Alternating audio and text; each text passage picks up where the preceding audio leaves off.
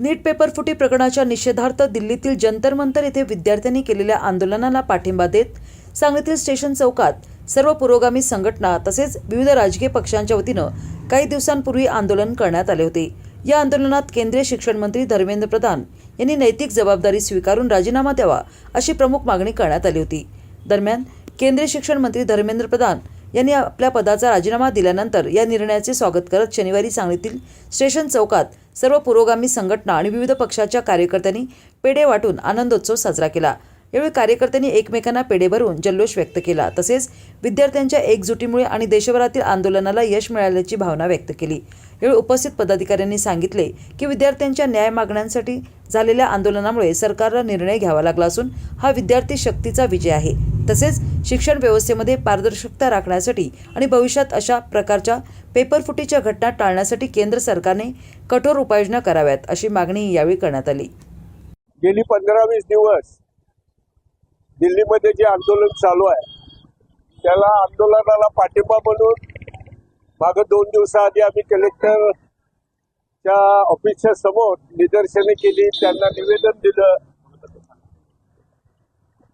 आम्ही सर्व राष्ट्रवादी शरदचंद्र पवार या गटातर्फे तिथं त्या दिवशी निवेदन दिले आणि आज सगळ्याच आम्ही असं नाही, सर्व देशभरातून वेगवेगळे संघटना वेगवेगळे पक्ष त्यांच्या विद्यार्थ्यांच्या मागे राहिल्यामुळे आज धर्मेंद्र प्रधान यांचा राजीनामा झाला।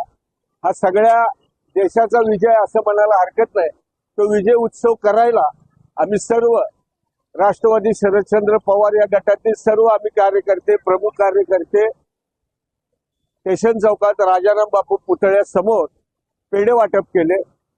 जाईल त्या सर्व युवकांना पेढे वाटले, महिलांना पेढे वाटले। अतिशय चांगले म्हणजे एक आनंद उत्सव आम्ही इथं जल्लोष केला असं म्हणायला हरकत नाही। आणि देशात अशी काय घटना घडली देश एकटवतो असं म्हणायला हरकत नाही। आणि सर्व स्तरावरची लोक त्या विद्यार्थ्यांच्या मागे राहिल्यामुळे हे सगळं युद्ध जिंकायला आलं आणि त्याचा आनंद म्हणून आज पेढे वाटले। आज जे आंदोलन सुरू होतं आमचं विद्यार्थ्यावर लाठी हल्ला झाला त्याबद्दल त्याच्या विरोधात आमचं आंदोलन सुरू होतं। आज दुसरा दिवस होता आमचं आंदोलन आणि त्याला आम्ही पाठिंबा दिला होता। परंतु आज दिल्लीत कॉक्रोच पार्टीनं एका मंत्र्याला खाल्लं। ज्या कॉक्रोच पार्टीला नाव ठेवत होते त्याने एका मंत्र्याला खाल्लं। आज धर्मेंद्र प्रधानचा राजीनामा झाला।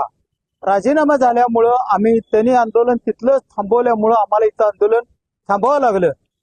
परंतु आता कौतुक आज टीव्हीवर किंवा बातम्यावरनी गोदी मीडिया बातम्यावरनी असं कौतुक होणार, मोदीचं कौतुक करतील। आता मोदीच्या कौतुककडे कुणी ढिकून पाहू नका, ते दुर्लक्ष करा पूर्ण। कारण असं आहे, जर कौतुक करायचंच असेल हे यश कोणामुळे आलं? सर्व विद्यार्थ्यांच्या एकीमुळे ताकदीमुळे हे यश मिळालेलं आहे।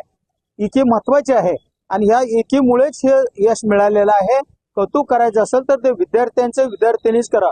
ज्यांच्यावर लाठी हल्ला केला, त्यांचे कपडे फाडले, मुलींना मारलं, त्यांची एखादी डोकी फोडली, कोणाचा हात मोडला, कोणाचा पाय मोडला आणि ह्या वर्दीच्या आड DGP आणि RSSचे गुंड लोक तिथे सामील होऊन त्यांनी मारलेलं आहे विद्यार्थ्यांना।